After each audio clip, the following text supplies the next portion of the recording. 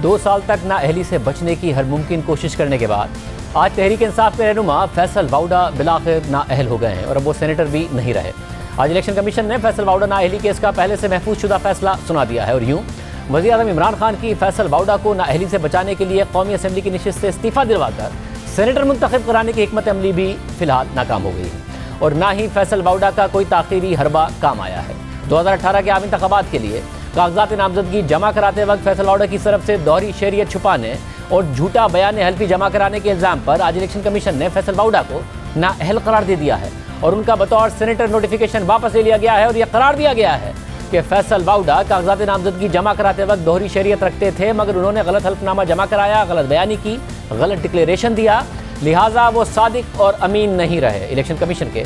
27 सफ़हात के तहरीरी फैसले के मुताबिक हम इस नतीजे पर पहुंचे हैं कि मुतल्लिका हल्के के लिए कागजात नामजदगी जमा कराते वक्त फैसल वाउडा आर्टिकल 62(1)(c) के तहत अहल नहीं थे और उन्होंने गलत बयान हल्फी और डिक्लेरेशन जमा कराई जो वाज़े तौर पर आर्टिकल 62(1)(f) के ज़मरे में आता है। नतीजतन ये हुक्म दिया जाता है कि फैसल वाउडा जो कौमी असम्बली की रुकनियत से इस्तीफ़ा दे चुके हैं, उन्होंने बतौर रुकने कौमी असम्बली और बतौर पब्लिक ऑफिस होल्डर माली फ़ायदे और मराहत हासिल किए हैं, वो 2 महीने के अंदर सेक्रेटरी कौमी असम्बली को जमा कराएं।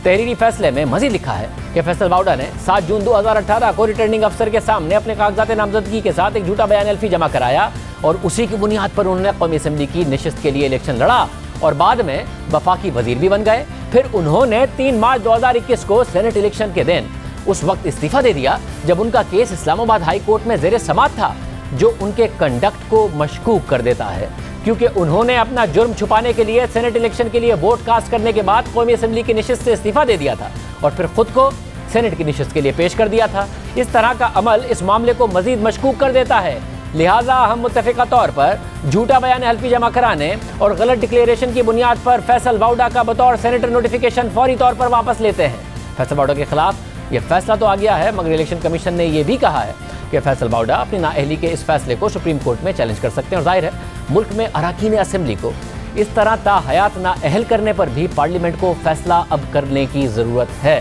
फैसल वाउडा की कागजात नामजदगी से जुड़े इस पूरे तनाज़े का आगाज़ जनवरी 2020 में हुआ था, जब द न्यूज़ में फैसल वाउडा के हवाले से सहाफ़ी फ़खर दुरानी की खबर सामने आई, जिसमें उन्होंने बताया कि कागजात नामजदगी जमा कराते वक्त फैसल वाउडा ने अपनी अमरीकी शहरियत नहीं छोड़ी थी और उन्होंने रिटर्निंग अफसर से गलत बयानी की थी। फिर इस खबर के बाद फैसल वाउडा की कागजात नामजदगी पर सवालात उठने लगे और उनकी नाअहली के लिए उनके मुखालिफ उम्मीदवारों की जानिब से इस्लामाबाद हाई कोर्ट और इलेक्शन कमीशन में दरख्वास्त दायर की गई और ये मौक़िफ़ अख्तियार किया गया कि फैसल वाउडा ने कागजात नामजदगी जमा कराते वक्त अमरीकी शहरियत छुपाई। फैसल वाउडा ने 2018 के इंतखाबात में कागजात नामजदगी जमा कराते वक्त झूठा हल्फनामा जमा कराया। फैसल वाउडा ने जायदादों की खरीदारी के ज़राए छुपाए और मनी ट्रेल भी नहीं दी। इन इल्ज़ामात पर फरवरी 2020 में इलेक्शन कमीशन ने बाकायदा समाअत का आगाज़ किया और तकरीबन 2 साल तक ये मामला ज़ेरे समाअत रहा और फिर गुज़िश्ता साल दिसंबर में इलेक्शन कमीशन ने इस केस का फैसला महफूज कर लिया था। इस पूरे अरसे में फैसल वाउडा के सर पर नाअहली की तलवार लटकती रही। फिर गुज़िश्ता साल मार्च में सेनेट इलेक्शन के दौरान हुकूमत ने फैसल वाउडा को नाअहली से बचाने के लिए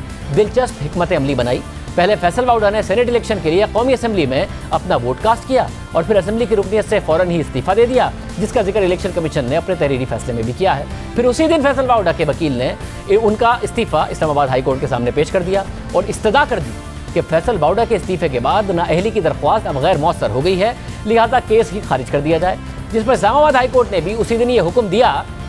कि अगर इलेक्शन कमीशन में कोई दरख्वास्त ज़ेरे समाअत है और उसमें कहीं ये बात साबित हो जाए कि फैसल वाउडा ने कागजात नामजदगी में हक़ाइक़ को छुपाया है तो इलेक्शन कमीशन कानून के मुताबिक फ़ैसला देने में आज़ाद है। जब फैसल वाउडा को सेनेटर बनने के बाद भी रिलीफ नहीं मिला तो उन्होंने अक्टूबर 2021 में इसी अदालत में इलेक्शन कमीशन की कार्रवाई रुकवाने के लिए एक और दरख्वास्त दायर कर दी, मगर उस दरख्वास्त को भी नवंबर 2021 में इस्लामाबाद हाई कोर्ट के चीफ जस्टिस अतर मिनल्लाह ने नाकाबिल समाअत करार देकर खारिज कर दिया और साथ ही उन्हें हुक्म दिया कि आप अपनी बेगुनाही साबित करें, आपके हाथ साफ हैं तो इलेक्शन कमीशन को कानून के मुताबिक कार्रवाई करने दें। चीफ जस्टिस ने नुक्ता उठाया कि आपको इलेक्शन कमीशन की कार्रवाई से क्या डर है, मगर फिर फैसल वाउडा ने नाअहली से बचने की एक और कोशिश की और उन्होंने इस्लामाबाद हाई कोर्ट में ही सिंगल बेंच के फैसले के खिलाफ इंट्रा कोर्ट अपील दायर करके इलेक्शन कमीशन की कार्रवाई रुकवाने की फिर इस्तदा कर दी, मगर यहाँ भी उन्हें रिलीफ नहीं मिल सका। दिसंबर 2021 में इस्लामाबाद हाई कोर्ट के जस्टिस आमिर फारूक और जस्टिस मियां गुल हसन औरंगजेब पर मुश्तमिल 2 रुकनी बेंच ने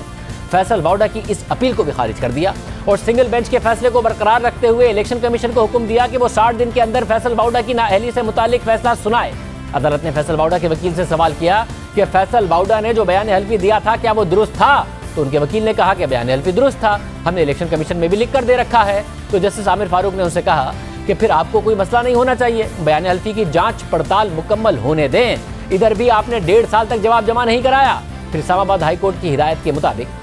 23 दिसंबर को इलेक्शन कमीशन में फैसल वाउडा नाअहली केस की दोबारा समाअत हुई, जहां बिलाखिर इस केस का फैसला महफूज कर लिया गया और अब इलेक्शन कमीशन ने 2 साल तक यह मामला सुनने के बाद फैसल वाउडा को नाअहल करार दे दिया है। और यूं तहरीक इंसाफ की सेनेट में एक नशिस्त कम हो गई है। हमने इलेक्शन कमीशन के फैसले पर बात करने के लिए खुद फैसल वाउडा को प्रोग्राम में शिरकत की दावत दी, मगर उन्होंने जवाब नहीं दिया।